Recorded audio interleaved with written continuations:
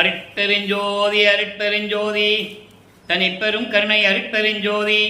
எல்லா உயிர்களும் இன்புற்று வாழ்க, வள்ளல் மலரடி வாழ்க வாழ்க, கொல்லா விரதம் குவளை எல்லாம் ஓங்குக, நல்லோர் நினைத்த நலம் பெறுக, நன்றி நினைத்த எல்லோரும் வாழ்க இசைந்து.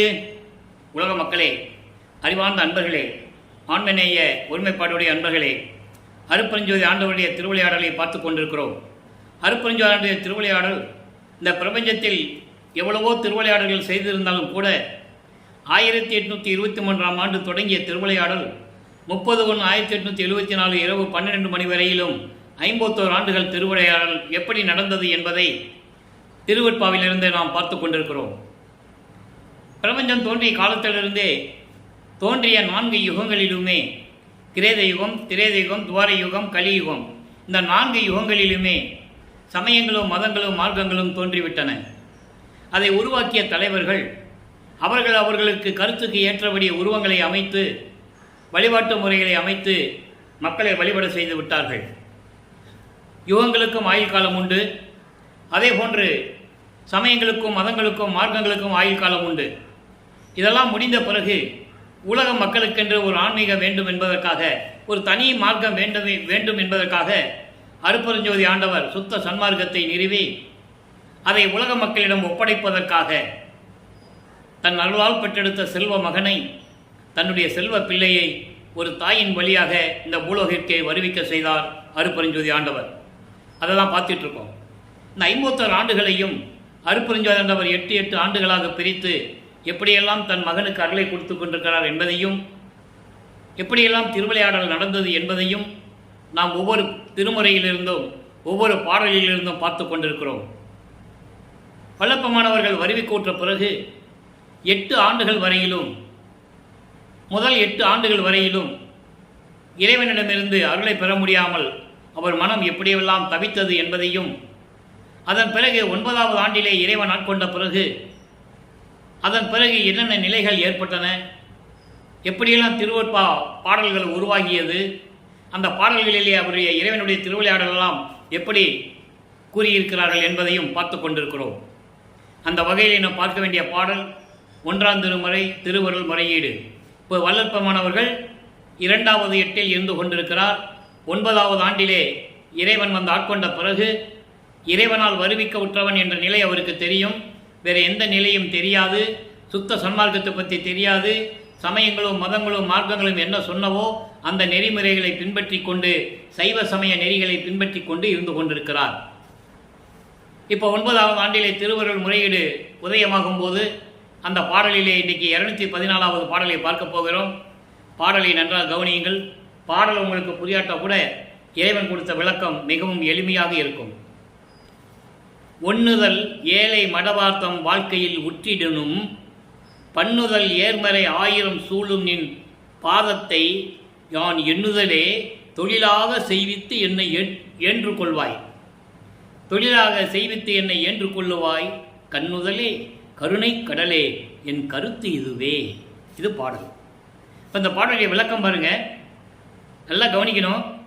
சமயங்களும் மதங்களும் மார்க்கங்களும் சூழ்ந்திருந்த காலகட்டங்களில் இவரும் சைவ சமயத்தை பின்பற்றி கொண்டு திருநீறு பூசிக்கொள்ளுவதும், உத்திராட்சமாலை அணிந்து கொள்ளுவதும், நமச்சிவாய சிவாய நம, ஓம் சிவாய நம, சிவசிவாய் என்று சிவபெருமானை வழிபடுவதும், திருவற்றில் இருக்கின்ற தியாகராஜ பெருமானை வழிபடுவதும், தில்லையிலே இருக்கின்ற நடராஜனை வழிபடுவதும், திருமுல்லை வாயிலே மாசிலாமணி என்று வழிபடுவதும் எல்லாம் நாம் பார்த்து கொண்டிருக்கிறோம்.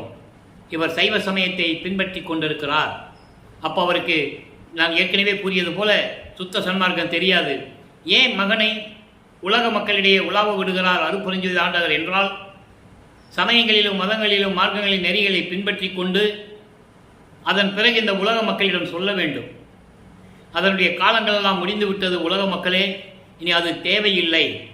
ஏற்கனவே சைவ சமய தலைவர்கள், வைஷ்ணவ சமய தலைவர்கள் உருவாகி அவர்கள் ஏற்றபடி வழிபாட்டு முறைகளை அமைத்து விட்டார்கள். அவர்கள் கருத்துக்கேற்றபடி தெய்வங்களுடைய உருவங்களை உருவாக்கி விட்டார்கள். ஆதியும் அனாதியாக தோன்றிய இறைவன் அருட்பெருஞ்சோதி, சுயமாக தோன்றிய இறைவன் அருட்பெருஞ்சோதி ஆண்டவர் ஒருத்தர் இருக்கிறது என்றதே யாரும் சொல்லலை. அந்த விளக்கத்தை இன்றைக்கி நம்ம பார்க்க போகிறோம். இப்போ அந்த பாடலுடைய விளக்கம் பாருங்க. இப்போ வளர்ப்பமானவர்கள் 2வது ஏட்டில் இருந்து கொண்டிருக்கிறார். அதாவது 9வது ஆண்டிலிருந்து 16 ஆண்டுகளுக்குள் என்ன நடந்தது? அழகான நெற்றியுடைய இளம் பெண்கள் உலக வாழ்க்கையில் வாழ்ந்து கொண்டிருந்தாலும் அவர்களின் மேல் எனது மனம் செல்லாமல் இருக்க வேண்டும், காமத்தை போக்க வேண்டும் என்று கூறுகிறார். வேற ஒன்றும் கிடையாது. இயற்கையாகவே இறைவனிடம் முறையீடு செய்கிறார். காமம், குரோதம், லோபம், மோகம், மதம், ஆச்சரியம் இந்த பிண்ட துரிசிகளை நீக்க வேண்டும். அப்போ உலகில் அழகான பெண்கள் உலக நடையிலே உலகிலே இருந்தாலும் கூட என் மனம் அவர்கள் மீது செல்லாமல் இருக்க வேண்டும். வேதங்கள் உன்னை பற்றி 1000 பாடல்கள் பாடி உனது வணங்கும் திருவடியை நான் நினைப்பதையே தொழிலாக கொள்ள வேண்டும். எனக்கு எந்த எண்ணமும் வரக்கூடாது. உன்னுடைய திருவடியை பற்றியே தான் நான் நினச்சிக்கிட்டு இருக்கணும் எப்பவும். அந்த நிலையை நீ எனக்கு உருவாக்கி தர வேண்டும். காமத்தை நீக்க வேண்டும். இந்த நிலையில் இருக்கும்போது என்னை ஏற்றுக்கொண்டு எனக்கு அருள வேண்டும் என்று சொல்கிறார். ஏன்று கொள்வாய் என்று சொல்கிறார். ஏன்று கொள்வாய் என்பது என்னை ஆட்கொள்ள வேண்டும், எனக்கு அருளை கொடுத்து ஆட்கொள்ள வேண்டும் என்று சொல்லுகிறார். முக்கனுடைய இறைவனே, கருணை கடலே, என்னுடைய எண்ணம் இதுதான், என்னுடைய விண்ணப்பமும் இதுதான், என்னுடைய விண்ணப்பம் இதுதான். எப்பொழுதும் கன நேரம் கூட உனது திருவடியை நினைக்காமல் நான் இருக்கக்கூடாது. உனது திருவடியை நினைப்பதையே நான் தொழிலாக கொள்ள வேண்டும். என்னுடைய விருப்பம் இதுதான் இறைவா, விரைவில் வந்து எனக்கு அருள்வாயாக என்று சொல்லி முறையீடு செய்கிறார். இப்போ வளர்ப்பமானவர்கள் ஞானத்தை பெற்றுக்கொண்ட பிறகு இறைவன் ஏற்கனவே முன்னால் தோன்றி சொல்லிட்டு போயிட்டார். ஞானத்தை பெற்றுக்கொள் மகனே, மீதி காரண காரியங்கள் எல்லாம் முன்பருவம் பின்பருவம் காட்டி உனக்கு அருள் செய்வேன் என்று சொல்லி மறைந்து விடுகிறார். அப்போ இவருக்கு மறைப்பு நிலை ஏற்படுகிறது. இதுக்கு முன்னால் இருந்த நிலையெல்லாம் இப்போ அவருக்கு தெரியாது, பின்னால் தான் சொல்லுவார். இப்போ இந்த நிலையில் இருக்கும்போது 13வது ஆண்டு ஞானத்தை பெற்ற பிறகு அவர் முதலாக திருவொற்றியூர் செல்லுகிறார். மனம் அங்கே போக சொல்லுது. மனம் போக சொல்லுதுன்னு சொல்றதை விட அருட்பெருஞ்சோதி ஆண்டவர் மனதை தூண்டி விடுகிறார். என் மகனை திருவொற்றியூருக்கு அழைத்து செல் என்று. இவர் திருவொற்றியூருக்கு செல்லுகிறார். அங்கே தியாகராஜனை பற்றி எப்படியெல்லாம் பாடுகிறார் என்பதை 2ஆம் திருமுறையிலிருந்து நாம் பார்த்து கொண்டிருக்கிறோம். 2வது எட்டிலே 2ஆம் திருமுறை உருவாகிறது. 2ஆம் திருமுறை மொத்தம் 113 பதிகங்கள், 1207 பாடல்கள். இப்போ இன்னைக்கு நம்ம பார்க்க வேண்டிய பதிகம் 24வது பதிகம். இதுவரை நாம் 23 பதிகளை பார்த்துருக்கோம். இன்னைக்கு 24வது பதிகத்தில் 7வது பாடல். அந்த 23 பதிகங்களுடைய சுருக்கம். பிச்சை பெருமான் எழுத்தறியும் பெருமான் மாலை, எழுத்தறியும் பெருமான் மாலை மட்டும் பெண்டிங்கில் இருக்குது, நிலுவையில் இருக்குது. அது பின்னால் சொல்லுவோம். அப்போது மிச்சம் இருக்கிறத நம்ம பார்த்த பதியங்களுடைய விளக்கங்களின் ஒரு சுருக்கம். இவர் சென்னையிலே இருந்து ஏழுகணர் பகுதியிலிருந்து திருவொற்றியூருக்கு செல்ல வேண்டியது. அங்கே போய் இறைவனை பற்றி, தியாகராஜ பெருமானை பற்றி பாடி பாடி பாடி வணங்க வேண்டியது. ஒன்றும் பிரயோஜனம் இல்லை. அருளை வாங்க வேண்டியது, அருளை பெறவே முடியல. அதுக்கப்புறம் திருமலை வாயிலுக்கு போகிறாரு. அங்கே மாசிலாமணி சொல்லி உருகிறாரு. அங்கேயும் வேலைக்காகலை. திருவள்ளித்தாயம் போகிறாரு, அங்கேயும் வேண்டுகிறார். எந்த விதமான பலனும் இல்லை. இப்போ அந்த 24வது பதிகத்திலே, தியாக விண்ணப்ப பதிகம் என்ற பதிகத்திலே எப்படி இறைவனிடம் விண்ணப்பம் வைக்கிறார், எப்படி வேண்டுகிறார். அதாவது நீ உன் பிள்ளையோடு மட்டும் இருக்கிற, நான் உனக்கு பிள்ளை தான்.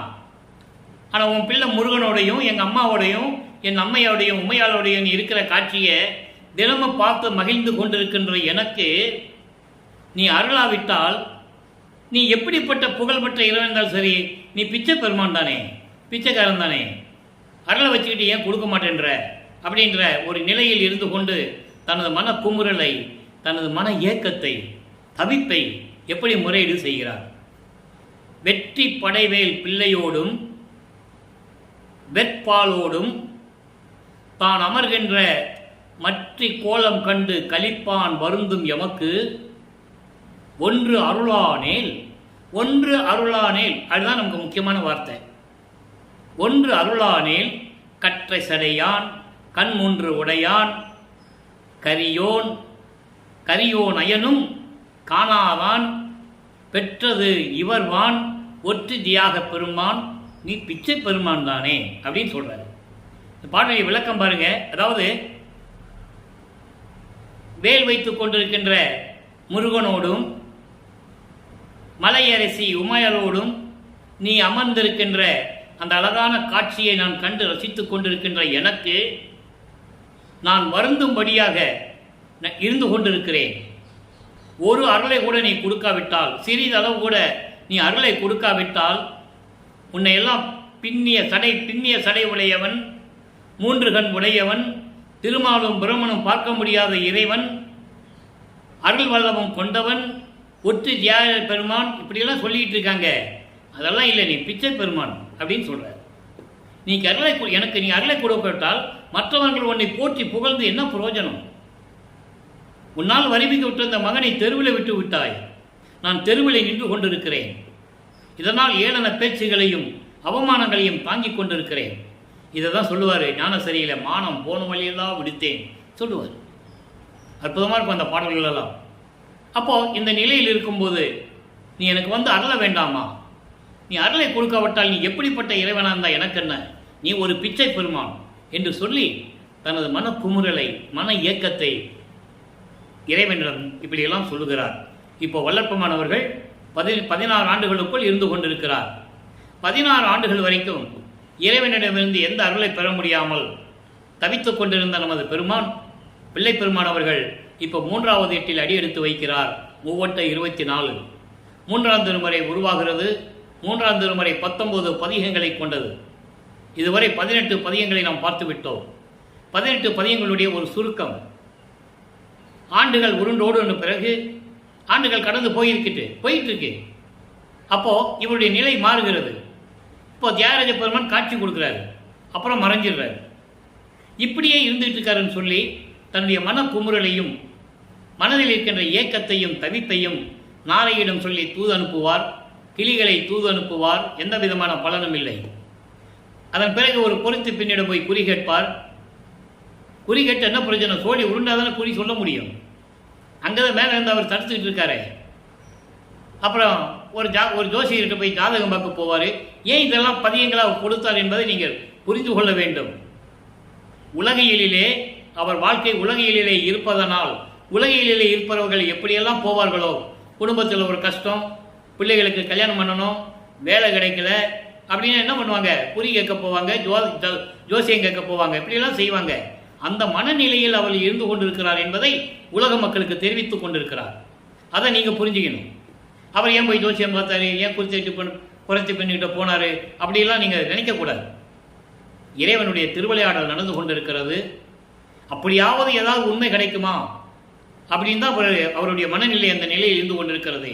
இப்போ 19வது பதிகத்திலே காதல் மாட்சியிலே 2வது பாடல். காதல் மாட்சி என்பது மேன்புடையது, மாண்புடையது. இவர் இறைவன் மீது உள்ள காதல் எப்படிப்பட்டது என்பதை இந்த தொகுப்பிலே இந்த பதிகத்திலே நமக்கு அருளியிருக்கிறார்கள். இவரை பார்த்து தியாகராஜ பெருமான் எப்படி தெருவழியாக ஓடுறாரு நல்லா கவனிச்சுக்கணும். நீங்கள் வள்ளற்பெருமானை பற்றி பேசும்போது திருவருட்பாலில் இருக்கின்ற உண்மைகளை யாருமே சொல்லணும்ல. இவரை பார்த்து தியாகராஜ பெருமான் தெருவழியாக ஓடினாருன்னு சொல்லணும்ல. அவரே பாடலில் சொல்லியிருக்கிறார், மக்கள்கிட்ட சொல்லணும். ஏன் சொல்லலை? படிக்க வேண்டான்ட்டாங்க. 1ஆம் திருமுறையிலேருந்து 5ஆம் திருமுறை வரைக்கும் யாரும் படிக்காதீங்க. 6ஆம் திருமுறை மட்டும் படித்தா போதும், அதுவும் அகவல் மட்டும் படித்தா போதும். மக்கள் என்ன நினச்சிட்டாங்க? படித்தவங்க பொய் சொல்ல மாட்டாங்க, வடிவேல் சொன்ன மாதிரி சிவப்பாக இருக்கிறவங்க பொய் சொல்ல மாட்டான்ற மாதிரி படித்தவங்க பொய் சொல்ல மாட்டாங்கன்ற ஒரு கருத்தை ஏற்றுக்கொண்டு வள்ளற்பெருமான் பற்றிய ஒரு முழு நிலைகளையும் அறிய முடியாமல் போய்விட்டார்கள். இப்போ இந்த பாடல் என்ன சொல்லுது? சிவபெருமான் தியாகராஜ பெருமான் எப்படி தெருவழியாக ஓடுறாரு. தக்க வளம் சேர் ஒற்றியில் வாழ் தம்பிரனார் பவனிதனை துக்கமகன்று காண வந்தால் துகிலை கவர்ந்து துணிவு கொண்டே பக்க மருவும் நம்மை திரும்பி பார்க்காமல் ஓடுகின்றார். நாம் ஒக்க ஓடினாலும் என்பது தொடர்ந்து ஓடினாலும், அவரை பின்தொடர்ந்து அவருக்கு சமமாக நாம் ஓடினாலும் அவர் ஓட்டம் பிடிக்க ஒண்ணாதே. ஏன் பிடிக்க ஒண்ணாதே? பிடிக்க முடியாதுன்னு ஏன் சொல்றாருன்னா, அப்போ அவருக்கு பறக்கும் சக்தி இல்லை. நினைச்ச இடத்துல இருக்கிற சக்தி அப்போ இல்லை அவருக்கு. எங்கே போனாலும் நடந்து தான் போகணும். அப்போ இறைவன் இவருக்கு போக்கு காட்டுகிறார். எப்படி அங்கே இவர் போய் நிற்கிறார் கோயிலில், எப்படி இறைவனை பற்றி சொல்கிறாரு. அதாவது வளம் நிறைந்த நீர்நிலைகள் நிறைந்த திருவொற்றியூரில் இருக்கின்ற இறைவன் அவருடைய பவனியை பார்ப்பதற்காக எல்லா கவலைகளையும் மறந்து, துக்கம் அகன்று எல்லா கவலைகளையும் மறந்து நான் அந்த பவனியை பார்க்க போனால் இறைவன் எப்படியும் காட்சி கொடுப்பான், நம்மிடம் வருவான் என்று நான் நினைத்து அங்கு சென்றால் எனது மேலாடையை பறித்து கொண்டு நான் தெரு ஓரத்தில் நிற்கிறேன். பக்க மருவும் என்பது நான் தெரு ஓரத்தில் தான் நிற்கிறேன். அங்கே உள்ளே இருந்து ஓடி என் மேலே இருக்கிற துணியை பறிச்சுக்கிட்டு திரும்பி பார்க்காமல் ஓடுகிறார். நானும் பின்னால் ஓடினேன், ஓட்டத்தை பிடிக்க முடியல அப்படின்னு சொல்கிறார்.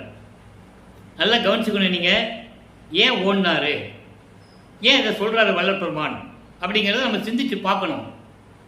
ஏன்னா இன்னும் ஆண்டுகள் இருக்கிறது. இப்போ வல்லபெருமான் 24 ஆண்டுகளுக்குள்ள தான் இருக்கிறார். இன்னும் 51 ஆண்டுகளுக்கு 27 ஆண்டுகள் பாக்கி இருக்கு. நல்லா கவனிச்சுட்டே வரணும். நீங்கள் இன்னும் 27 ஆண்டுகள் இருக்கு. அப்போ அந்த நிலையில் இருக்கும்போது இவங்கிட்ட சிக்கினா கேட்குற கேள்விக்கு பதில் சொல்ல முடியாது. ஏற்கனவே ஒரு பாடலில் அது சொல்லுவார். அந்த பாடலை நம்ம பின்னால் பார்க்க போகிறோம். நீ கேட்குற கேள்விக்கு என்னால் பதில் சொல்ல முடியாது, அதுக்கு காலங்கள் இருக்குது, ஆண்டுகள் இருக்குது, அப்போவே நீ தெரிஞ்சுக்குவே அப்படின்லாம் சொல்லுவார். ஆக இவரை பார்த்த உடனே தியாகராஜ பெருமான் தெருவழியாக ஓடுவதை இந்த பதிகத்திலே நமக்கு அருளி இருக்கிறார்கள். இதுவரையிலும் காட்சி கொடுக்காத இறைவன் இப்போ காட்சி கொடுத்த பிறகு மகனை பார்த்து தெருவழியாக ஓடுகிறார். இவங்கிட்ட மாட்டக்கூடாது, சிக்கனம்னா நம்ம அகப்பட்டோம்னா விட மாட்டான், கேட்ட கேள்விகளுக்கு பதில் சொல்ல முடியாது என்ற நிலையில் அவர் ஓடுகிறார். இதே தான் 4ஆம் திருமுறையிலே அதற்கு பதிலை பார்க்க போகிறோம். அந்த விளக்கத்தை நம்ம பார்க்க போகிறோம். ஆக இதனுடைய விளக்கம் 3ஆம் திருமுறை முடிந்தது. இப்போ வல்லபெருமான் அவர்கள் 4வது எட்டில் அடியெடுத்து வைக்கிறார். இப்போ அவர் வல்லபெருமான் அவர்கள் 4×8 32 ஆண்டுகளுக்குள் இருந்து கொண்டிருக்கிறார். 25வது ஆண்டிலிருந்து 32 ஆண்டுகளுக்குள் என்ன நடந்தது? 27வது ஆண்டில் தனக்கோடி அம்மையாருக்கு திருமாங்கல்யம் பூட்டி, அது ஒரு அருமையான திருவிளையாடல், இறைவனுடைய திருவிளையாடல். அந்த அம்மாவுக்கு மோட்ச விட்ட காட்டணும், ஒரு உன்னதமான நிலையை கொடுக்கணும். அது வரைக்கும் அந்த அம்மா அந்த பூலோகத்தில் இருந்து தான் ஆகணும். இது காலத்தின் கட்டாயம். கர்ம வினைகளை நீக்கணும். அதுக்கு இவர் தான் தாலி கட்டணும். வாழணும் அவசியம் இல்லை. தாலி கட்டினால் சாபம் நீங்கிவிடும், விமோசனம் கிடைத்துவிடும். எப்படி அகலிக்கு விமோசனம் கிடைக்க வேண்டும் என்றால் ராமன் பாதம் பட வேண்டும் என்று சொன்னார்களோ அதே போலத்தான். அப்போ அந்த நிலையில் இருக்கும்போது அங்கே பிரம்மன், திருமால், ருத்திரனெல்லாம் மணமக்களை வாழ்த்த காத்து கொண்டிருக்கிறார்கள். அந்த நிலையில் இவர் தந்தையும் தாயும் வரவில்லை என்ற மன இயக்கத்தில் இருந்து கொண்டிருக்கிறார். அந்த இயக்கத்தை அன்று இரவே 2 குதிரை மாட்டின தேர்களை மணமக்களை வாழ்த்துவிட்டு செல்லுகிறார்கள். அருட்பெருஞ்சி ஆண்டவரும் சிவகாமி வள்ளியும் இதை 6ஆம் திருமுறைக்கு வரும்போது சொல்லுவார். அந்த பாடல் விளக்கத்தையெல்லாம் நம்ம பார்த்து விட்டோம். இப்போ ஒரு முடிவுக்கு வந்துட்டார் வல்லபெருமான். இனிமேல் நம்ம எங்கேயும் போகக்கூடாது, திருவொற்றியூருக்கு போகக்கூடாது, திருமுல்லை வாயிலுக்கு போகக்கூடாது, திருவள்ளித்தாய்க்கு போகக்கூடாது. ஏன் போகணும், எதுக்கு போகணும்? போனாலும் எந்த விதமான பலனும் இல்லை. நடந்து கால் தான் வலிக்குது. மனசு வெந்து போனால் தான் மிச்சம். நீங்கள் அங்கே போகக்கூடாதுன்னு சொல்லி இங்கே சென்னையிலே இருந்த வீட்டிலேயே உள்ளே இருந்துட்டு கதவை பூட்டி தாப்பா போட்டுடுறாரு. இப்போ இறைவனுக்கு தெரிந்து விட்டது, இனிமேல் மகனை சோதிக்க முடியாது. ஆண்டுகள் கடந்து விட்டது. 32 ஆண்டுகள் கடக்கப் போகிறது. நீ 19 ஆண்டுகள் தான் பாக்கி இருக்கு. அப்போ இந்த நிலையில் இருக்கும்போது இறைவன் எப்படி விண்ணுலகத்திலிருந்து மண்ணுலகிலே கால் பதிக்க நடந்து அவரே கதவை திறந்து ஒரு கால் உள்ளேயும் ஒரு கால் வெளியே தான் வச்சிருப்பார். ஏன் ஒரு கால் உள்ள ஒரு கால் வெளியேன்ற விளக்கங்கள்லாம் நமக்கு சொல்லியாச்சு. இருந்தாலும் இன்று சுருக்கம், சின்ன விளக்கம். உள்ளே வந்துட்டான கதவை திறந்து வீட்டுக்குள்ளே போயாச்சுன்னா இவர் கதவை பூட்டிடுவார். அப்போ இவர் வெளியே போக முடியாது. வெளியே போகலன்னா இந்த 19 ஆண்டுகள் எப்படி திருவிளையாடல் பண்ணுறது?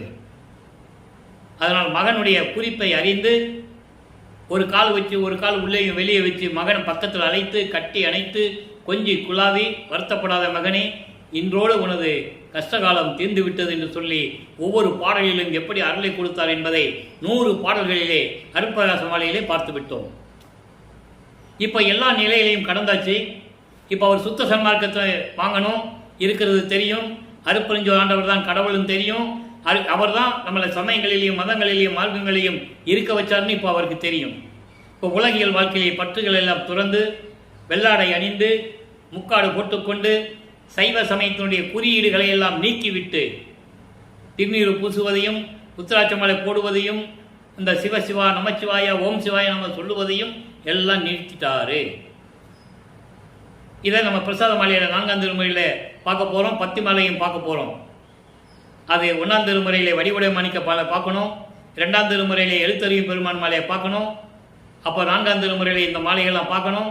6ஆம் திருமுறையில் நடராஜபதி மாலை, சர்க்குணிமணி மாலை, இப்படி நிறைய அனுபவ மாலை பாடல்கள் எல்லாம் உண்டு. அங்கங்கே பாடல்கள்லாம் லிங்க் ஆகும். அங்கே நம்ம பார்க்க போகிறோம். அப்போ இந்த நிலையில் இருக்கும்போது எல்லாவற்றையும் துறந்து சுத்த சன்மார்க்கத்தை வாங்குவதற்காக அண்டங்களை கடந்து தத்துவங்களை கடந்து சுத்த சிவஞான வெளிக்கு சென்று கொண்டிருக்கிறார். அங்கே மகனை வரவேற்பதற்காக அருட்பெருஞ்சாண்டவர் தயாராக இருக்கிறார்.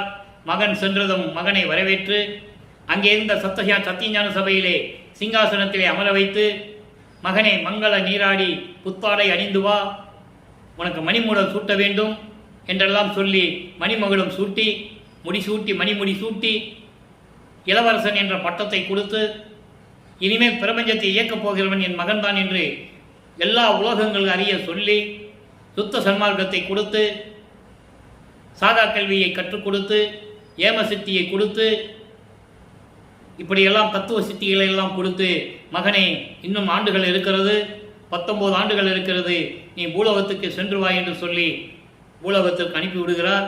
அவர் நேராக கரும்புலியை உறைவிடமாக கொண்டுள்ளார். கரும்புலி என்ற கிராமத்திலே 9 வருடங்கள் இருக்கிறார்.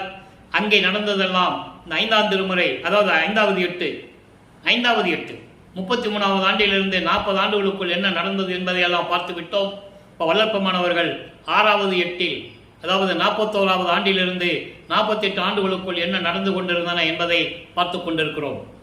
இப்போ கரும்புலியிலிருந்து அங்கிருந்து விடைபெற்று கொண்டு அந்த வீட்டு உரிமையாளர்களிடம் விடைபெற்று கொண்டு வெங்கட ரெட்டியார் அந்த அவருடைய மனைவி முத்தாலையம்மாள் அவர்களிடம் விடைபெற்று கொண்டு இங்கே பார்வதிபுரத்திலே ஏற்கனவே நிர்ணயிக்கப்பட்டபடி ஏற்கனவே பேசியபடி பார்வதிபுர மக்களிடம் அந்த நிலம் தானமாக பெற்றுக்கொண்டு அங்கே தர்மசாலையை 23/5/1867 தர்மசாலையை ஒரே நாளில் தர்மசாலையை நிறுவி அன்றே ஜீவர்களுக்கு பசியோடு வருகின்றவர்களுக்கு பசியாற்றி கொண்டிருக்கிறார். இது இங்கே தர்மசாலையிலே நடந்து கொண்டிருக்கும் போது அடுத்து 1869ஆம் ஆண்டில் நீதிமன்றத்திலே வழக்கு தொடர்ந்தார்கள். திருவற்பா வந்து மறுவற்பா என்று அறிவிக்க வேண்டும், சமயங்களையும் மதங்களையும் மார்க்கங்களையும் சாடுகிறார் என்று சொல்லியெல்லாம் எந்த பள்ளிக்கூடத்திலையும் கல்வி கற்கவில்லை. இலக்கண இலக்கிய பிழைகள் இருக்கின்றன. புலவர் பட்டம் பெறாமலேயே ராமலிங்க பிள்ளை என்பவர் வடலூரில் இருந்து கொண்டு திருவற்பா என்ற ஒரு பாடல்களை ஏற்றிக்கொண்டு திருமுறைகள் என்று பெயரிட்டுக் கொண்டிருக்கிறார். இதை மறுப்பா என்று அறிவிக்க வேண்டும் என்று சொல்லி நீதிமன்றத்திலே கடலூரிலே மஞ்சக்குப்பம் என்ற இடத்தில் இருக்கின்ற நீதிமன்றத்திலே வழக்கு தொடர்ந்தார்கள். ஆறுமுகம் நாவலார் என்றவருடைய தலைமையிலே நீதி விசாரணைக்கு வருகிறது, வழக்கு விசாரணைக்கு வருகிறது. வாதி ஆறுமுக நாவலார் அமர்ந்து கொண்டிருக்கிறார். அவருடைய ஆதரவாளர்கள் எல்லாம் இருந்து கொண்டிருக்கிறார்கள். நமது பிள்ளை பெருமான் பிரதிவாதி வரவில்லை என்று சந்தோஷப்பட்டு இருக்காங்க. ஆள் வரல, நமக்கு வேலை சுலபமாக போச்சு. விசாரணைக்கு ஆள் வரலன்னா நீதிபதி தீர்ப்பு சொல்லிடுவார், மறுப்பானு தீர்ப்பை சொல்லிடுவார் என்று சொல்லி சந்தோஷமாக இருக்கும்போது அங்கே பிரதிவாதி எங்கே என்று நீதிபதி கேட்கும்போது ராமலிங்க பிள்ளை என்று 3 தடவை பெயரிட்டு அழைக்கிறார்கள். திடீரென்று வந்து நிற்கிறார் நமது பிள்ளை பெருமான் அவர்கள். அந்த காலகட்டத்தில் அவர் நினைத்த இடத்தில் இருப்பார், அண்டங்களை கடந்து செல்லுவார், ஒரே நேரத்தில் பல வடிவங்களாக எங்க வேணாலும் இருப்பார் என்ற நிலையில் இருந்து கொண்டிருக்கிறவர் நமது பிள்ளை பெருமான் அவர்கள். நீங்கள் தான் பிரதிவாதியா என்று நீதிபதி கேட்கும்போது நீதிபதிக்கு காட்சி கொடுக்கிறார் நமது இறைவன். நீதிபதி எழுந்து கொண்டு நிற்கிறார். நீதிபதி எந்திரிச்சு எல்லாம் எந்திரிச்சு நிற்கிறாங்க. விசாரணை தொடர்கிறது. உங்கள் பாட்டில் பிழை இருக்கிறது, மறுப்பா என்று அறிவிக்க வேண்டும் என்று வழக்கு தொடர்ந்திருக்கிறார்கள். இதுக்கு என்ன பதில் சொல்லுகிறீர்கள் என்று கூறும்போது திருவற்பா இயற்றியது இறைவன் அருளால் இயற்றியது. இறைவன் என்ன சொன்னாரோ அதை தான் நான் செய்தேன் என்று சொல்லி பாடல்களை எல்லாம் சொல்லி எடுத்துக்காட்டுகளை எல்லாம் சொல்லி விளக்கி கூறும்போது நீதிபதி திருப்தி அடைகிறார். உடனே இதை மறுப்பாய் என்று அறிவிக்க முடியாது என்று சொல்லி திருவற்பாதான் மக்களுக்கு ஏற்றது என்ற விளக்கத்தை கொடுத்து தீர்ப்பளிக்கிறார். வல்லப்பெருமான் அவர்கள் மீண்டும் இங்கே தர்மசாலையிலே வந்து உறைவிடமாக இருந்து கொண்டிருக்கிறார்கள். அப்போ என்ன நடந்தது? உத்தரஞான சிதம்பரமாலை உருவானது. அந்த பாடல்களில் விளக்கத்தை கொடுத்தோம். இப்போ பெருவழியை பார்த்து விட்டார். இங்கே தான் சபை அமைக்கணும்னு அவர் ஏற்கனவே முடிவு செஞ்சிட்டாரு. இன்னும் சபை அமைக்கல, முடிவு செஞ்சிட்டாரு. மேட்டுக்குப்பம் போன பிறகு அந்த 3 வருஷம் பாக்கி இருக்குல்ல, அதில் தான் நம்ம அந்த விளக்கத்தை எல்லாம் சொல்லுவோம். இப்போ இந்த நிலையில் இருக்கும்போது உலக மக்களை எப்படி சுத்த சன்மார்க்கத்துக்கு அழைக்கிறார் என்பதையும், உலக மக்கள் எப்படியெல்லாம் மேம்பட வேண்டும் என்பதையும் தர்மசாலையில் இருந்து கொண்டு உலக மக்களுக்கு அறிவித்ததையெல்லாம் நாம் பாடலிலே விளக்கமாக பார்த்து விட்டோம். இப்போ தன்னுடைய மனநிலையை, தன்னுடைய நிலையை தன்னை தலைவியாகவும் இறைவனை தலைவனாகவும் உருவகப்படுத்தி தோழியிடம் சொல்லுவது போல பாடல்களிடம் கருளி இருக்கிறார்கள். அந்த வகையில் இரண்டாவது பாடலை தோழிக்கு உரிமை கிளத்தல் என்ற பதியத்திலிருந்து பார்க்க போகிறோம். அற்புதமான பாடல்கள், நல்ல கவனிங்க. நயந்த நடநாயகர் உன் நாயகரே எனினும் நங்கை நின்னை கண்டிடவே நாடி மற்ற தலைவர் வியந்து வருகின்றது கண்டு பசையறியாது இங்கே மேல் நோக்கி இருப்பது என் என்று நீ என்கிறாய் தோழி. தோழியிடம் சொல்லுவது போல உலக மக்களுக்கு சொல்லிக் கொண்டிருக்கிறார். அதாவது சிறந்த முறையில் திருச்சிற்றம்பலத்திலே நடனமாடிக்கொண்டிருக்கின்ற உனது நாயகர், அவர் நாயகர் உனது கணவர் என்றாலும் கூட, பெண்ணே உன்னை பார்ப்பதற்காக விரும்பி மற்ற தலைவர்களெல்லாம் இங்கே வியந்து ஆச்சரியப்பட்டு வந்து கொண்டிருக்கிறார்கள். அவர்களை கண்டு பார்த்தும் பாராதது போல் பசை அறியாது. பசை அறியாதுன்னு என்ன? ஒன்றும் தெரியாத மாதிரி தலையை தூக்கி மேலே நோக்கி பார்த்துட்டு இருக்கிய அவங்கள பார்க்காம அப்படின்னு நீ என்ன கேட்குற அப்படின்னு சொல்லிட்டு அதுக்கு பதில் சொல்லுவார். நல்லா கவனிங்க, இது அற்புதமான பாடல். என்னுடைய உள் நோக்க விளக்கம் அருமையாக சொல்லியிருப்பார் வல்லற்பெருமான். உலக மக்களுக்கு சொல்றார், எத்தனை பேர் வந்தாலும் சரி, திருச்சிற்றம்பலத்திலே திருவிளையாடல் செய்து கொண்டு அருள்நடனம் செய்து கொண்டிருக்கின்ற அருப்பெருஞ்சோதி ஆண்டவரை தவிர வேற யார் என்னை விரும்பி ஆச்சரியப்பட்டு வந்தாலும் கூட, வணங்கினாலும் கூட, நான் அவர்களை ஏறெடுத்து பார்ப்பதில்லை. இதான் இந்த 4 வரிக்கு விளக்கம். நான் ஏறெடுத்து பார்ப்பதில்லை. தெளிவாக சொல்லுவார். திருமடந்தையர் இருவர் என்னை நோக்கி ஆடி பாடி என்னை மகிழ்வித்து என் சிறுமையெல்லாம் நீக்கினாயே என்று கூறுவார். திருமடந்தையர் லட்சுமியும் சரஸ்வதியும் என்னை வணங்கி என்னை மகிழ்வித்தார்கள் என்று சொல்லுவார். திருமகளிர் இருவரும் என்னை வணங்கி இசைந்து வித்து வந்தனம் அப்பா என்று இசைத்து பெருநிதி வாய்த்திட என் முன் பாடி ஆடி பெற்றி அளித்தனை இப்பேதையன் தனக்கே. இவர் மனம் கலக்கம், அதாவது மனம் ஒரு நிலையில் இல்லாத போதெல்லாம் அவங்க 2 பேர் வந்ததான் இவர் சமாதானப்படுத்தணும். தெளிவாக சொல்றார். அதை தான் இங்கே சொல்றாரு. மற்ற தலைவர்கள் ஆச்சரியப்பட்டு இங்கே வந்தாலும் கூட நான் அவர்களை பார்ப்பதில்லை. அதை ஒரு தோழியிடம் சொல்லுவது போல சொல்லுகிறார். நல்லா கவனிச்சுக்கிட்டே வரணும். அடுத்து பாருங்க, பயந்தரும் பார் முதல் நாதவரை உள்ள நாட்டவருக்கும். பயந்தரும் பார் முதல், அதாவது சிறப்பான இந்த பூலோகம் முதல், பார் என்பது பூலோகம், பூலோகம் முதல் பரநாத வரை உள்ள நாட்டவருக்கும். பரநாத உள்ள நாட்டவர் என்பது 18 தேவ கூட்டங்கள், சத்தர்கள், சக்திகள், நாகதேவதைகள், இப்படி ஒரு 18 கூட்டங்கள் இருக்கின்றன. மருத்துவர், அருகர், மருத்துவர், யோகியர், சித்தர், இப்படி ஒரு 18 கூட்டங்கள் இருக்கு. அந்த 18 கூட்டங்களுக்கும் மற்றவரை நடத்துகின்ற மாநாட்டார் தமக்கும், இவர்களெல்லாம் வழி நடத்துகின்ற பதத்தலைவர்கள் இருக்கிறார்களே, பிரமன், திருமால், ருத்திரன், மகேஸ்வரன், சதாசிவம், இந்திரன், இவர்களுக்கும் அவங்களுக்கும் சரி, இவங்களுக்கும் சரி, தேவ கூட்டத்தை சேர்ந்த 18 கூட்டத்தை சேர்ந்தவர்களுக்கும் அதான் நவநிலை தலைவர்கள் என்று கூறுவார் வளர்ப்புமானவர்கள். சுருக்கமாக சொல்லுவார், நவநிலை தலைவர்கள் என்று கூறுவார். அவர்களுக்கும் சரி, இந்த பிரம்மன், திருமால், ருத்திரன், மகேஸ்வரன், சதாசிவம், இந்திரன் போன்றவர்களுக்கு சரி, நான் பயந்தவள் அல்ல, பயந்தவள் அல்ல.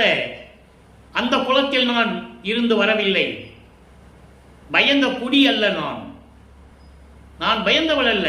பயந்த குலத்தில் இருந்து நான் வரவில்லை. நான் சுத்த சன்மார்க்க குலத்தில் இருந்து வந்தவன். தெளிவா சொல்றாரு, பயந்த குடி அல்லடி நான், திருச்சிற்றம்பலத்தை பதிநடம் செய்யும் அடி பனிக்கே பதித்த குடி. திருச்சிற்றம்பலத்திலே திருவிளையாடல் செய்து கொண்டிருக்கிறான் என் தந்தை, அவருடைய திருவடிக்கு பணி செய்யவே நான் வந்தவன். அதற்காகவே நான் வருவிக்க உற்றவன். தெளிவா சொல்றேன். ஆக இந்த பாடலினுடைய விளக்கம் நீங்க நல்லா புரிஞ்சுக்கணும். அவருடைய நிலையை உலக மக்களுக்கு சொல்ற. அருப்பெருஞ்சோதி ஆண்டவர் திருச்சிற்றம்பலத்தில் இருந்து கொண்டு திருவிளையாடல் செய்து கொண்டிருக்கிற அருப்பெருஞ்சோதி ஆண்டவரே, அவர் என்னுடைய இறைவனாக இருந்தாலும் சரி, என்னை நாடி இங்க பல பேர் வருகிறார்கள். 18 கூட்ட தலைவர்கள், பிரம்மன், திருமால், ருத்திரன் எல்லோரும் இங்கே வருகிறார்கள், என்னை வணங்குகிறார்கள். நான் அவர்களை பார்ப்பது கூட இல்லை. அதை தான் சொல்லுவாரே, வாலி என்று என்னை மால் அயன் ஆதியோர் வந்து அருட்பேர் ஆளி என துதித்து ஏத்த புரிந்தாய். எல்லாருமே இவரை வந்து வணங்குகிறார்கள், அருள் கடலை என்று சொல்லி வணங்குகிறார்கள்.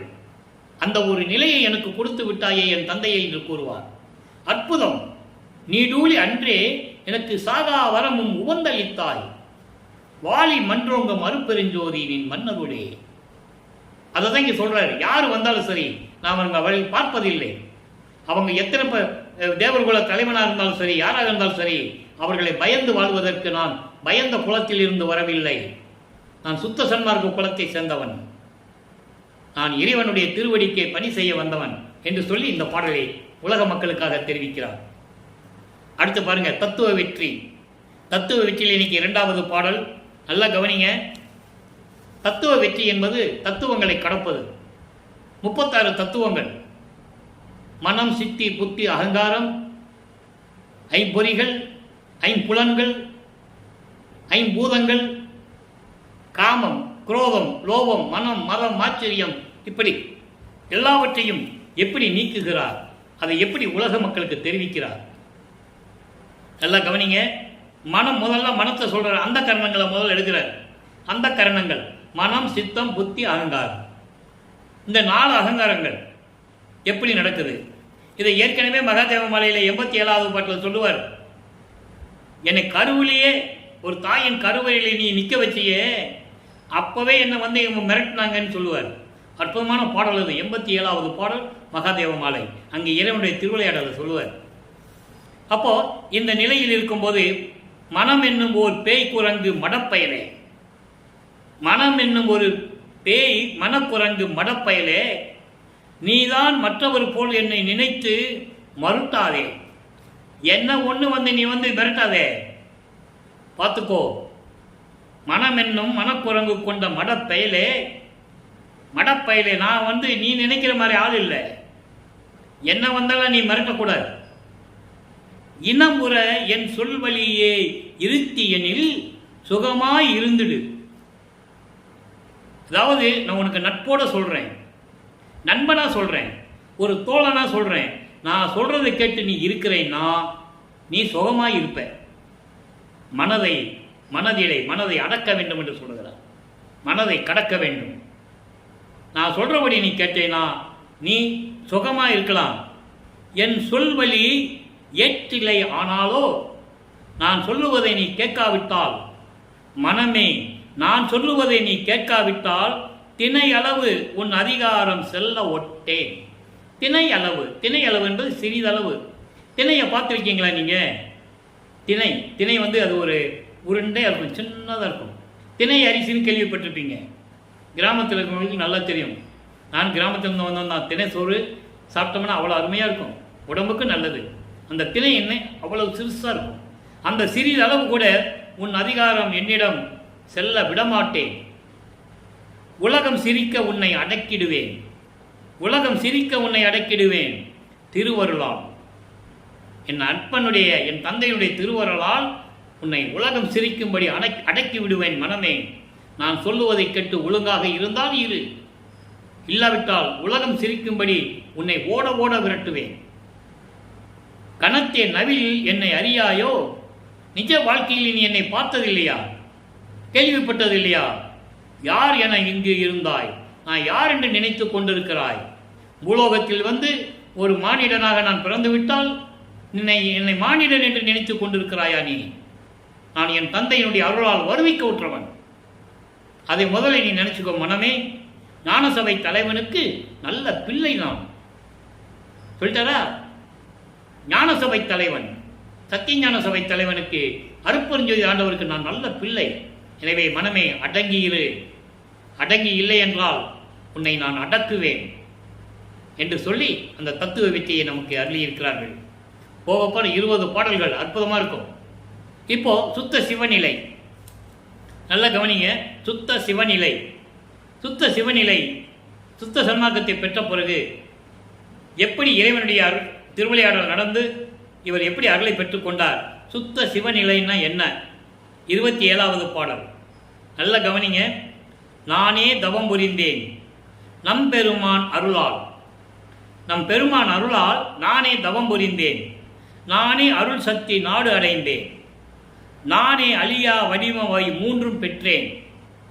இழியாமல் ஆடுகின்றேன் இங்கு. இதில் எவ்வளவு விளக்கம் இருக்கு. இந்த விளக்கத்தை சொல்லணும்னா சொல்லிக்கிட்டே இருக்கலாம். இறைவனால் வருவிக்கு விட்ட பிறகு, இறைவனால் வருவிக்கு விட்டதற்கு முன்னால், பூலோகத்திற்கு வருவதற்கு முன்னால் அவர் அருட்பெருஞ்சோதி ஆண்டவருடைய செல்லப்பிள்ளை. கொல்லை என இன்பம் கொடுத்தாய், எற்கு செல்வப்பிள்ளை என்று எற்கு பெயரிட்டாய், கல்லமுதம் அளித்தாய். அற்புதமாக சொல்லுவார். ஆக நானே தவம் புரிந்தேன் நம் பெருமான் அருளால். நம்முடைய பெருமான் அருட்பெருஞ்சோதி ஆண்டவருடைய அருளால் நானே தவம் புரிந்தேன். என்ன தவம் புரிந்தார்? சமயங்களும் மதங்களும் மார்க்கங்களில் கூறப்பட்டவர்களெல்லாம் தவம் என்பது கடலுக்கு அடியில் போயிடுவாங்க, இல்லைன்னா காட்டுக்குள்ளே போயிடுவாங்க, மலைக்கு யாரும் போகாத இடத்துல போயிடுவாங்க, புகைக்குள்ளே போயிடுவாங்க, இல்லை மரத்துக்கடியில் உட்காந்துட்டு புத்து வளர்கிற அளவுக்கு உடம்பு மண் புத்து மண் வளர்கிற அளவுக்கு தவம் இருப்பாங்க. இல்லைன்னா கீழே வேள்வி விளைத்து மேலே ஊசி பலகையை போட்டு ஆணி பலகையை போட்டு அதில் ஒத்த கல்ல நிற்பான். இதெல்லாம் நம்ம எல்லா விளக்கத்தையும் பார்த்துருக்கோம். ஆனால் இவர் என்ன தவம் புரிந்தார்? சுத்த சன்மார்க்கத்தில் நோவாமல் நோன்பு என்னை போல் நோற்றவரும், எஞ்சான்றும் சாகாவரம் என்னை போல் சார்ந்தவரும், தேவானின் பேரொருளை என்னை போல் பெற்றவரும், எவ்வுலகில் யார் உலர் சற்றே அறை.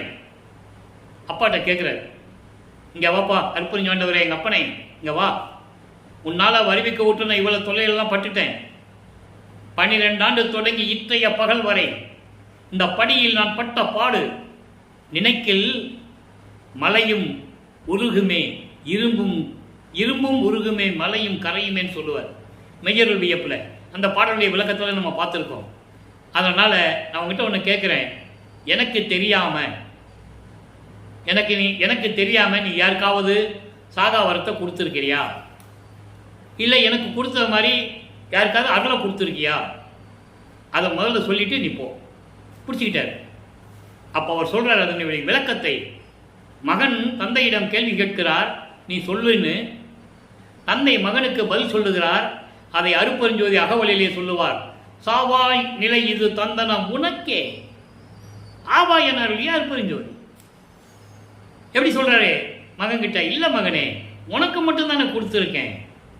முத்தேகத்தையும் சரி, மரணமில்லா பெருவாழ்வையும் சரி, சாகா வரமும் சரி, எல்லாம் உனக்கு தானே, வேறு யாருக்கும் கிடையாது என்று சத்தியம் செய்கிறார் என் தந்தை அருட்பெருஞ்சோதி என்று சொல்லுகிறார். ஆவாய் என அருளிய அருட்பெருஞ்சோதி. இங்கே பதில் கேட்கிறாரு, அங்கே பதில் சொல்றாரு. இங்கே வினா கேட்கிற கேள்வி கேட்கிறாரு, பதில் சொல்றாரு.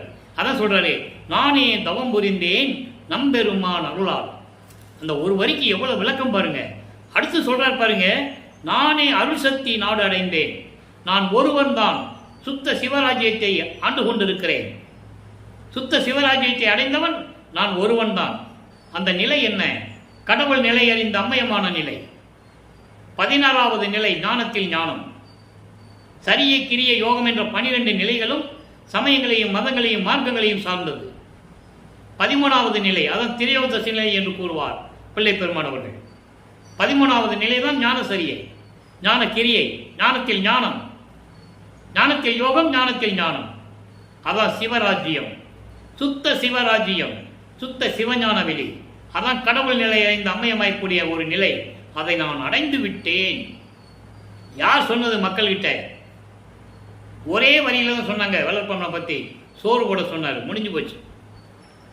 சோறு போட சொன்னார் தான், இல்லைன்னு சொல்லலை. மற்றதெல்லாம் யார் சொல்றது மக்கள்கிட்ட? அதனால என்ன சொன்னாங்கன்னா மக்கள்கிட்ட, அவர் ஒரு சீர்திருத்தவாதி, புரட்சியாளர், பாடலாசிரியர், கவிதை ஆசிரியர், கவிதை உரைநடை ஆசிரியர், தமிழ் துறவி, இப்படி தான் சொன்னாங்க. அவன் கூட இருந்தவளுக்கும் சரி, அந்த காலத்தில் தோன்றும் துணையான இருந்த காலத்தில் கூட இருந்த மாணாக்கர்களும் சரி, எங்கேயாவது போயிருப்பார்ப்பா, 6 மாதம் இங்கே இருப்பார், 6 மாதம் எங்கேயாவது போயிருப்பார், அன்றே சொல்லி இருக்க வேண்டும். அவர் தத்துவங்களை கடந்து, அண்டங்களை கடந்து சுத்த சிவஞான வழிக்கு போறவர், அவர் பரப்பார், அவர் கண்ணுக்கு தெரிய மாட்டார், இப்படியெல்லாம் மக்களிடம் சொல்லி இருக்கணும். சொல்லலை. ஆனால் அவர் சொல்றார் பாடலில் பாருங்க, நானே அருள் சக்தியை நாடடைந்தேன், நானே அழிவில்லா அழியா வடிவம் அவை 3 பெற்றேன். அழியா வடிவம் 3: சுத்த தேகம், புரோண தேகம், ஞான தேகம். சுத்த தேகம் என்பது போகா புனல், புரோண தேகம் வேகாக்கால், சாதா தலை ஞான தேகம். இந்த 3 தேகத்துக்கும் நான் ஏற்கனவே விளக்கம் கொடுத்துருக்கிறேன். தனியாகவே ஒரு பதிவு கொடுத்துருக்கிறேன். நம்ம யூடியூப்பில் போனீங்கன்னா நீங்கள் தட்டினீங்கன்னா வந்துடும், பார்த்துக்கலாம். அவ்வளோ விளக்கமெல்லாம் நான் கொடுத்துருக்கேன். 4 ஆண்டுகளாக அருப்பானுடைய பாடலுடைய விளக்கம் கூறிக்கொண்டிருக்கிறேன். ஒவ்வொரு திருமுறையிலிருந்தும் ஒவ்வொரு பாடலிலிருந்தும் எல்லாமே நான் கொடுத்துருக்கிறேன். இப்போ திருவிளையாடலை சொல்லும்போது 2ஆம் திருமுறை கவர் ஆகிறது, 1ஆம் திருமுறை கவர் ஆகும், எல்லா திருமலை பாடல்களும் கவர் ஆகும். அதனால் நீங்கள் ஏதாவது சந்தேகம் இருந்தானா நம்ம யூடியூப்பில் போய் நீங்கள் எந்த சந்தேகமோ, அருள் விளக்க மாலை பார்க்கணுமா, அருள் விளக்க மாலை தட்டினீங்கன்னா வந்துடும். மகாதேவ மாலை பார்க்கணுமா வரும், திருவடி புகழ்ச்சி விளக்கம் வேணுமா வரும், அகவல் விளக்கம் வேணுமா வரும். இப்படி எல்லா பாடல்களுக்கும் விளக்கம் நான் கொடுத்துருக்கிறேன். இறைவனுடைய தயவால் நீங்கள் பார்த்துக் கொள்ளலாம். ஏன்னா இப்பயும் அதை முழுசாக நம்ம சொல்ல முடியாது. அதனால தான் சுருக்கமாக சொன்னேன். போகா புனல்னா சுத்த தேகம், வேகா கால்னா புரோண தேகம், சாகா தலைனா ஞான தேகம். அதான் சாவே போன் வரும். சாகா தலை, வேகா கால், போகா புனல். அந்த முதல் எழுத்து இருக்குல்ல, சா வே போ, சாவே போ, இதுதான் அழியாத வடிவம். அதான் இங்கே சொல்றாரு, அழியாத வடிவமை 3 பெற்றேன், இழியாமல் ஆடுகின்றேன் இங்கு. இந்த பூலோகத்திலே நான் வருவிக்க உற்று சமயங்களையும் மதங்களையும் மார்க்கங்களையும் பின்பற்றி கொண்டிருந்த போது என் தந்தை என்னை ஆட்கொண்டு அவற்றையெல்லாம் நீக்கி சுத்த சன்மார்க்கத்தை கொடுத்து உலக மக்கள் எல்லாம் சுத்த சன்மார்க்கத்தில் இணைக்க வேண்டும் என்பதற்காக, உலக மக்கள் எல்லாம் சுத்த சன்மார்க்கத்தில் சேர்ந்து மகிழ்வோடு இருக்க வேண்டும் என்பதற்காகத்தான் நான் வருவிக்க விட்டேன். இறைவன் என்னை வருவிக்க செய்தார் என்று கூறுவார். அகத்தை கருத்து புறத்தை வெளுத்திருந்த உலக அனைவரையும் சகத்தை திருத்தி சன்மார்க்கத்தை அடைவித்திட அவரும் இகத்தை பரத்தை பெற்று, இகத்தை பரத்தை பெற்று என்பது இந்த பூலோகத்திலே எல்லா இன்பங்களையும் பெற்று மகிழ்ந்திடுவதற்கென்றே, மகிழ்வாக, அதாவது மகிழ்ந்து இருக்க வேண்டும், சந்தோஷமாக இருக்க வேண்டும், இன்பமாக இருக்க வேண்டும், மரணமில்லா பெருவாழ்வில் இருக்க வேண்டும் என்பதற்காகவே என்னை இந்த உகத்தே என்பது இந்த கலியுகத்தினுடைய கடைசி இறுதி கட்டத்தில், கலியுகம் 1900 ஆண்டு முடிந்து விட்டது. அது வல்லப்பமன் தெளிவாக கூறிவிட்டால் மக்களிடம் யாரும் சொல்லவில்லை, மக்களுக்கு தெரியாது, தெளிவாக கூறுகிறார்.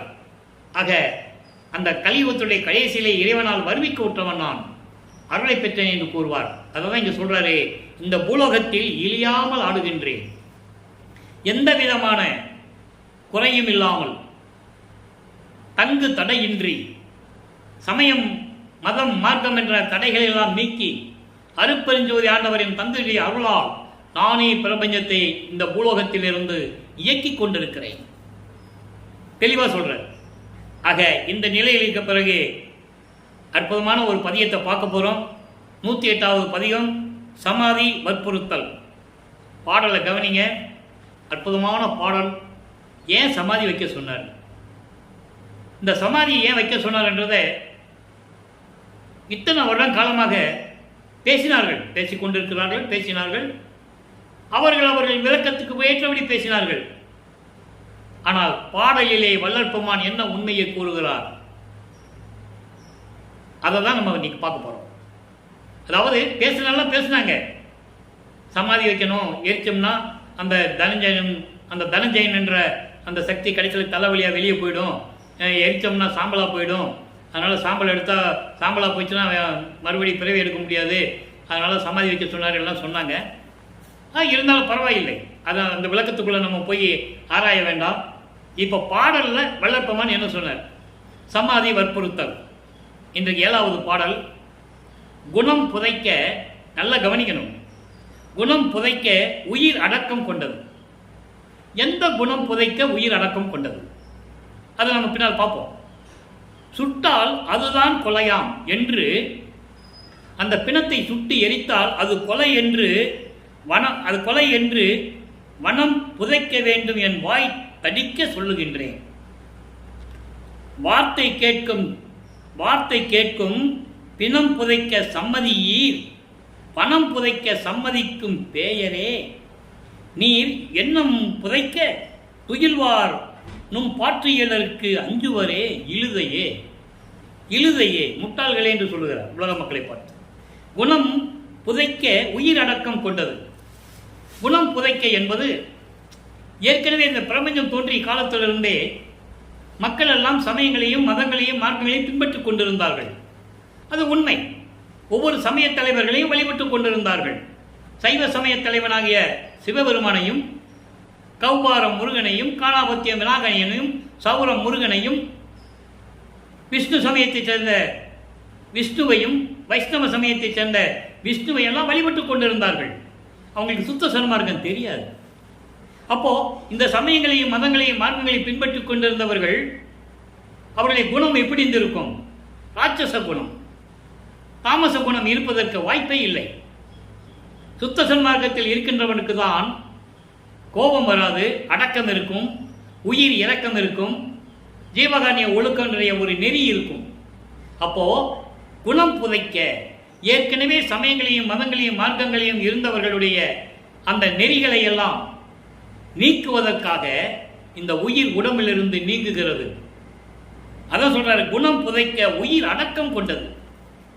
இந்த உடம்பிலிருந்து உயிர் பிரியுதுன்னா, சுத்த சன்மார்க்கத்தில் இருந்தவன் உடம்பு பிரியும் போது அவன் சமாதி தான் வைப்பான். சுத்த சன்மார்க்கத்தை சேர்ந்தவன் பிணத்தை எரிப்பதில்லை. அப்ப சமாதி வைக்கும்போது அவனுடைய உயிர் எங்க போகுது? இறைவனுடைய திருவடிக்கு போகுது. அவனுக்கு பிறப்பில்லை, இறப்பில்லை, மரணமில்லா பெருவாழ்வு அவனுக்கு. அதை இங்க சொல்றாரு. அப்படிப்பட்ட சமயங்களிலும் மதங்களிலும் மார்க்கங்களில் ஈடுபட்டு கொண்டிருந்த அந்த உயிர்கள், அந்த மனித பிறவி எடுத்திருந்தார்களே, இந்த குணங்களை எல்லாம் புதைக்க வேண்டும் என்பதற்காக அவன் உடலில் இருந்த அந்த உயிர் அடக்கமாகிறது, உயிர் பிரிகிறது. அப்ப நம்ம என்ன பண்ணணும்? அந்த பிணத்தை எரிக்கக்கூடாது, சமாதி வைக்கணும்.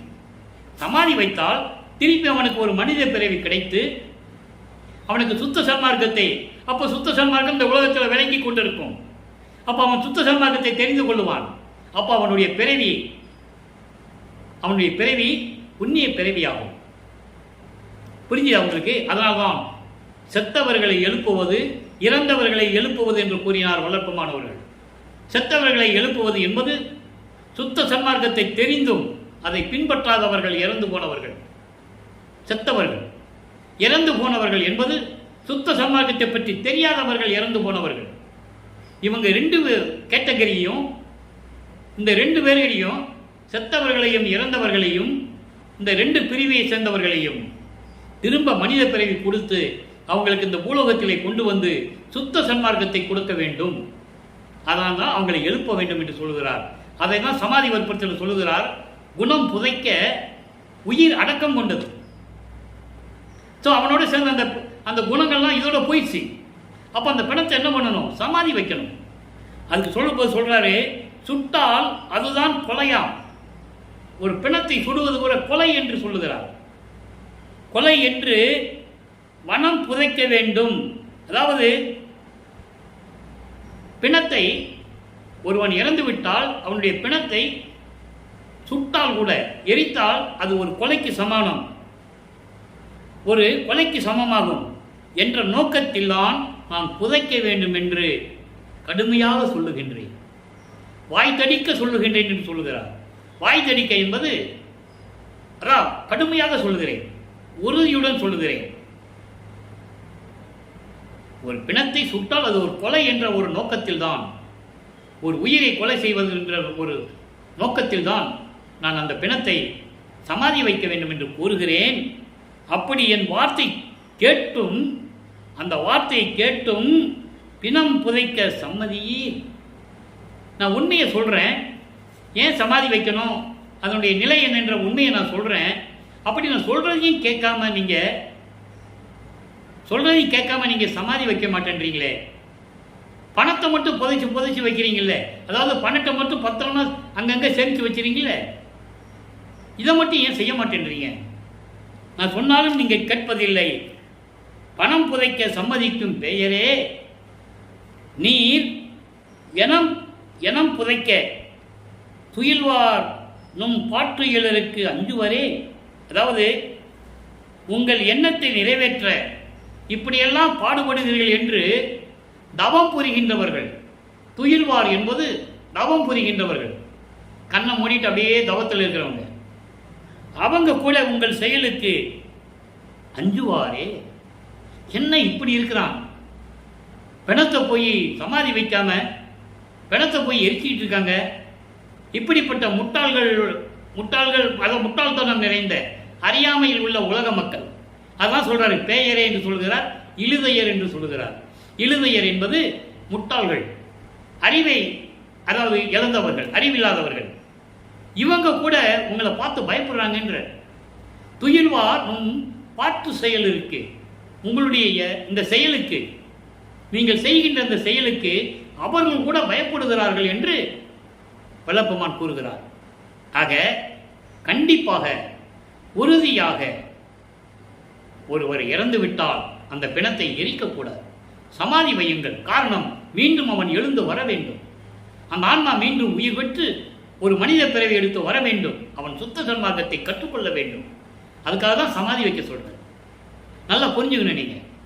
ஆக சமாதி வற்புறுத்தலுக்கு உங்களுக்கு புரிஞ்சிருக்கும்னு நான் கருதுகிறேன், உங்களுக்கு புரிந்திருக்கும் என்று நான் கருதுகிறேன். அதான் சொல்றாரு, குணம் புதைக்க உயிர் அடக்கம் கொண்டது. அந்த ஒரு வரியிலே எல்லாம் முடிஞ்சிருச்சு. அதான் சொல்றாரு அவர். அடுத்து பாருங்க, தனித்திரு அலங்கள்ல ஒரு பாடல், தனித்திரு அலங்கல் 55வது பாடல். அவர் இறைவனுடைய அருளை எப்படி பெற்றார், எப்படியெல்லாம் அருளை பெற்றுக்கொண்டார் என்பதை விளக்கமாக ஒரு 4 வரியில் சொல்றார். தம்பரம் பொருளே, வேத தலை நின்ற ஒளியே, மோன சிற்பர சுகமே, மன்றில் திருநடம் புரியும் தேவே. இது இறைவனை பற்றி சொல்றது, புகழ்ந்து சொல்லுவது. சுயமாக தோன்றிய இறைவனே, அருப்பெருஞ்சோதி ஆண்டவரே, வேதங்களின் தலை மீது நின்று கொண்டிருக்கின்ற இறைவனே, வேதங்களின் விளக்கங்களுக்கு மேல், வேதங்களுடைய முடிவுகளுக்கு மேல் முடிவாக இருக்கின்ற இறைவனே. ரிக்வேதம், யசுர்வேதம், சாமவேதம், அதர்வன வேதம், இந்த வேதங்களுடைய முடிவுகளுக்கு, விளக்கங்களுக்கு மேல் விளக்கமாக விளங்கி கொண்டிருக்கின்ற இறைவனே, மெஞ்ஞானம் கொண்ட இறைவனே, பேரின்பமான இறைவனே. திருச்சிற்றம்பலத்திலே, அதாவது சத்தியஞான சபையிலே அருள் நடனம் செய்து கொண்டு திருவிளையாடல் செய்து கொண்டிருக்கின்ற இறைவனே, வற்புறு மாயை எல்லாம் மடிந்தன, கொடிய மாயைகள் எல்லாம் மடிந்தன, வினைகளோடே கர்ம வினைகளோடே இற்படும் இருளை நீக்கி, இந்த மனத்தில் இருந்த அறியாமையை நீக்கி, இந்த மனத்தில் இருந்த சமயங்களையும் மதங்களையும் மார்க்கங்களையும் சேர்ந்த நெறிகளை எல்லாம் நீக்கி இரவியும் எழுந்தது அன்றே. இது எப்படி நீங்கிச்சு? சமயங்களும் மதங்களும் மார்க்கங்கள் சூழப்பட்ட நெறிகள், அந்த இருள் எப்படி நீங்கிச்சுன்னா, அருப்பெருஞ்சோதி வந்ததனால், நான் அருப்பெருஞ்சோதியை பெற்றதனால். இங்கே ரவி என்று சொல்லுவார். ரவி என்பது பொதுவாகவே சூரியன் என்று பொருள். சூரியன் வந்தால் என்னாகும், இரவு விடிந்துவிடும் அப்படின்னு அர்த்தம். இது அர்த்தம், இந்த அர்த்தம் உலகில் இருக்கின்ற அர்த்தம். சூரியன் எழுந்து வந்தால் இரவு விடிந்து பகல் வந்துவிடும் அப்படின்னு சொல்றது வழக்கம். ஆனால் இங்கே எப்படின்னா, மனதில் இருக்கின்ற ஈர்ப்படும் சமயங்களிலும் மதங்களிலும் மார்க்கங்களில் இருந்தபோது எனக்கு ஏற்பட்ட அந்த அறியாமை இருந்ததே, அந்த முழுமையாக நீங்கி, எல்லா வினைகளையும் நீக்கி, மாயைகளையும் மயக்கங்களையும் நீக்கி நான் இருந்து கொண்டிருக்கிறேன். காரணம், அருட்பெருஞ்சோதியை நான் பெற்றதனால். அருட்பெருஞ்சோதியை பெற்ற உடனே, அதான் எழுந்தது அன்றே, அருட்பெருஞ்சோதியை பெற்ற உடனே எல்லாமே என்னை விட்டு நீங்கிவிட்டது என்று சொல்லுகிறார். இப்போ மெய்யரில் வியப்பில் ஒரு பாடல், 65வது பாடல், 112வது பதிகம். நான் ஏற்கனவே கூறியது போல நண்பர்களே, ஒவ்வொரு பாடலை சொல்லி தான் இறைவனுடைய திருவிளையாடலையும் வழப்பமான இப்படியெல்லாம் அருளை பெற்றுக்கொண்டார் என்று சொல்ல முடியும். மற்ற புராணங்களைப் போலவோ இதிகாசங்களைப் போலவோ கற்பையாகவோ கதையாகவோ அதெல்லாம் சொல்ல முடியாது. இப்போ மெய்யரில் வியப்பில் பாருங்கள், 65வது பாடல் அற்புதமான பாடல். உன்னை கண்டுகொண்டேன், உன்னை கண்டுகொண்டேன், கண்டவுடன் இங்கு என்னையே உலகெல்லாம் கண்டுகண்ட ஓப்பிது என்னையே. ஓப்பிது, உன்னை நான் பார்த்து விட்டேன், உன்னை நான் கண்டுகொண்டேன், நீதான் இறைவன், ஒரே இறைவன், அருட்பெருஞ்சோதி ஆண்டவர் என்று, சாதியும் மதமும் சமயமும் காணா ஆதியநாதயம் அருட்பெருஞ்சோதி என்று, சாதி மதமும் சயமும் பொய்யென ஆதியில் உணர்த்திய அருட்பெருஞ்சோதி என்று நான் உன்னை கண்டுகொண்டேன். அவ்வளோ விளக்கம் இருக்கு அந்த வரிக்கு. எப்படி பார்த்தாரு? கண்டுகொண்டேன், உன்னை நான் கண்டவுடன் இந்த பூலோகத்தில் என்னை உலகமெல்லாம் கண்டுகொண்டது, உலகமெல்லாம் கண்டுகொண்டது என்னை. என்ன அதிசயம் என்று என்னை அதிசயமாக பார்க்கிறார்கள். ஆலியான மயனும் என்னை அதிசயத்திட, மண்ணுள் வாழும் மண்ணுள் வாழும் அருட்பெருஞ்சோதி என்று சொல்லுவார். எல்லாமே என்னை வியப்பாக பார்த்து கொண்டிருக்கிறார்கள். எத்தகையதோ, எப்படி எல்லாம் எனக்கு நீ அருளை கொடுத்திருக்கிறாய், அதை நினைக்கும் போது வியப்பாக இருக்கிறது என்று கூறுகிறார். உன்னை நான் கண்டவுடனே இந்த உலகம் என்னை கண்டுகொண்டது, என்னை அதிசயமாக பார்த்து கொண்டிருக்கிறது, எத்தகையது என்று நான் என்னால் சொல்ல முடியவில்லை என்று கூறுகிறார். அடுத்து பாருங்க, என்னை கண்டுகொண்ட காலத்து இறைவா, என்னை கண்டுகொண்ட காலத்து இறைவா, நின்னையே யாரும் கண்டு கொள்ளாது இல்லை, கண்டுகொண்டார் இல்லை. அதாவது என்னை கண்டுகொண்ட காலத்து இறைவா, உன்னையே யார் கண்டு கொண்டார் இல்லை. யாங்கது என்னையே, அது எப்படி, அது எப்படின்னு கேட்கிற. யாங்கது என்னையன்னா அது எப்படி? என்னை நீ கண்டுகொண்டாய், அந்த காலத்திலிருந்து இன்னைக்கு வரைக்கும் உன்னை யாரும் பார்த்ததில்லை. நல்லா கவனிக்கணும், அற்புதமான வரி அது. என்னை நீ கண்டுகொண்டாய், என்னை ஆட்கொண்டாய், என்னை பார்த்ததிலிருந்து உன்னை யாரும் பார்க்கவில்லை. அப்போ இந்த பிரபஞ்சம் தோன்றிய காலத்திலிருந்தே அருட்பெருஞ்சோதி ஆண்டவருடைய நிலையை யாரும் அறிந்ததில்லை. இவர் தோன்றும் போதே, சுயமாக தோன்றும் போதே ஒரு அடியனாக ஒரு மகனை பெற்றெடுக்கிறார். ஏனாதான் எனினும் யான் அம்மையனின் அடியன் என அறிந்தேன். அது மட்டுமல்ல, புதிய நல்லேன், தொன்று தொட்டு உனது பூங்கழலுக்கு அன்பு கூண்டவன். தொன்று தொட்டு என்பது இந்த பிரபஞ்சம் காலத்திலிருந்தே எல்லா யுகங்களிலும் உன் திருவடிக்கு நான் பணி செய்தவன் என்று கூறுகிறார். புதியன் என்ற என்னை போக்குதலோ நீர், பூர்வித்தினும் உன் அன்பு கலல், அதாவது உன் பூங்கொடி கலலுக்கு அன்பு கூண்டவன். அந்த பலன் கணக்கினை இப்ப பார்ப்பதில் என்ன அப்படின்னு கேட்பாரு. அதெல்லாம் என்ன கிளற சொல்றியா, அதெல்லாம் சொல்றியா, நான் புதுசா நான் உனக்கு அப்படின்லாம் கேட்பார். அந்த நிலை இங்கே சொல்லுகிறார். என்னை கண்டுகொண்ட காலத்து இறைவா, அப்போ என்னை நீ வருவிக்க விட்டதிலிருந்து, என்னை நீ தோற்றுவித்த காலத்திலிருந்து இன்றைய வரை உன்னை யாரும் பார்த்ததில்லை. இதான் அதுக்கு பொருள், அற்புதமான விளக்கம். அப்ப உன்னை யாருமே பார்த்ததில்லை இறைவா, அது எப்படி என்று கேட்கிறார். ஆக நண்பர்களே, இன்று இறைவனுடைய திருவிளையாடலை நாம் பார்த்து விட்டோம். இன்றைய திருவிளையாடல் பாடலுடைய விளக்கங்கள்லாம் உங்களுக்கு புரிந்திருக்கும் என்று நான் கருதி, நீங்களும் சுத்த சன்மார்க்கத்தில் இணைந்து கொலையும் புலையும் தவிர்த்து ஜோதி வழிபாடு செய்து அருட்பெருஞ்சோதி அருட்பெருஞ்சோதி தனிப்பெருங்கண்ணை அருட்பெருஞ்சோதி என்ற மகாமந்திரத்தை உச்சரித்து இறைவனுடைய அருளையும் செல்வங்களையெல்லாம் பெற்று நீங்கள் நோயற்ற வாழ்வில் வாழ வேண்டும் என்று இறைவனுடைய தயவாலையும் கருணையாலையும் வாழ்த்தி விடைபெறுகிறேன். இந்த வள்ளலார் ஊழியன். மீண்டும் நாளை சந்திப்போம். நன்றி, வணக்கம். அருட்பெருஞ்சோதி அருட்பெருஞ்சோதி தனிப்பெருங்கருணை அருட்பெருஞ்சோதி. நாளையும் இறைவனுடைய திருவிளையாடல் தொடரும். கண்டு மகிழ்ந்து இறைவனுடைய அருளை பெற்றுக்கொள்ளுங்கள்.